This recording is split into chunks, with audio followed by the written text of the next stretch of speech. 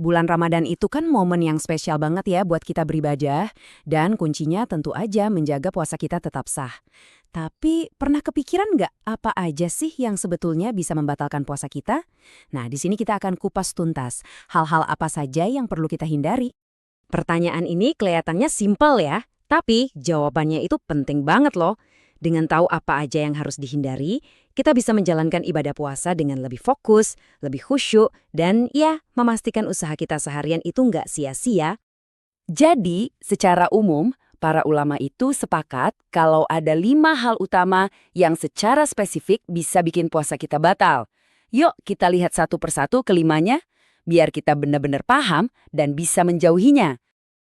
Sebelum kita masuk ke 5 poin tadi, ada satu kata kunci yang harus kita pegang erat-erat, yaitu sengaja. Kenapa? Karena banyak banget hal yang membatalkan puasa itu bergantung pada niat kita. Artinya, tindakan itu kita lakukan dengan sadar, atas pilihan sendiri, dan bukan karena lupa atau dipaksa.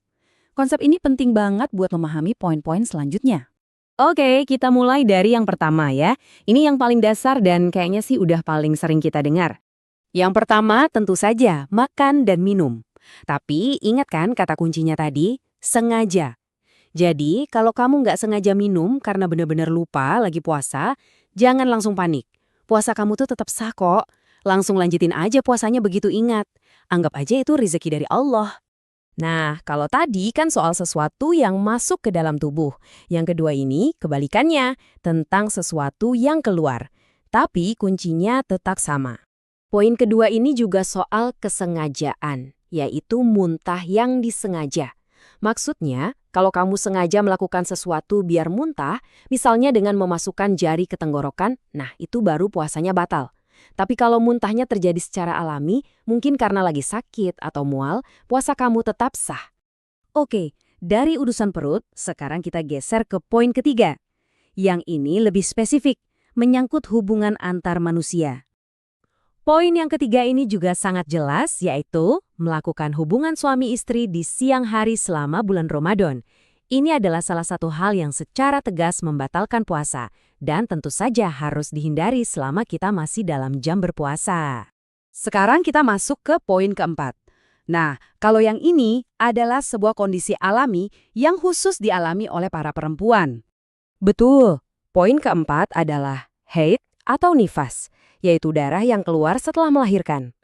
Kalau seorang perempuan mengalami salah satu dari kondisi ini, puasanya otomatis batal ya.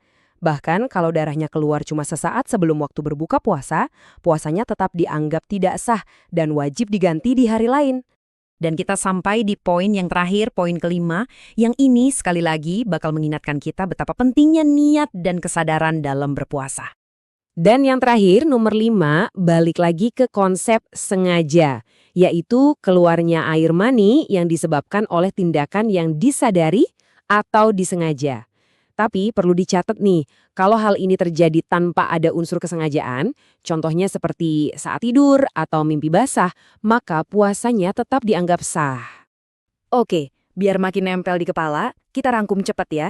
5 hal yang membatalkan puasa adalah makan dan minum, muntah, serta keluar mani.